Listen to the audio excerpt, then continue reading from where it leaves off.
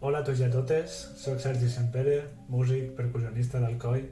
i bé, com la majoria de vosaltres, així em trobo a casa passant aquests dies de la millor manera possible.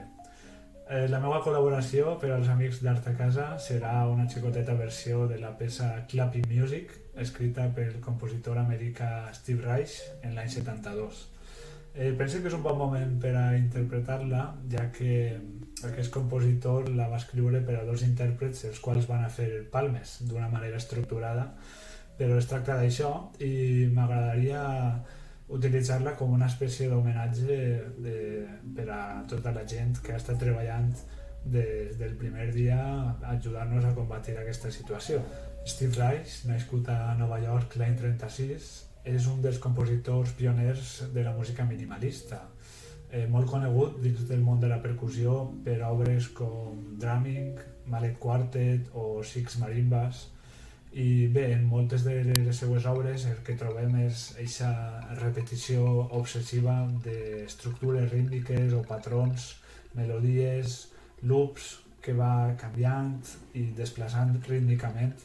de forma que moltes vegades crea una atmosfera hipnotitzant. Aquesta peça, Clappy Music, pareix ser que se li va ocórrer després d'assistir a un espectacle flamenc, i així va decidir escriure per a dos intèrprets sense cap altre instrument que les palmes. Bé, per a entendre gràficament com està estructurada, este seria el ritme el qual la primera veu interpretarà durant tota l'obra sense cap tipus de variació, mentre que la segona veu el que farà és desplaçar una corxera cap a la dreta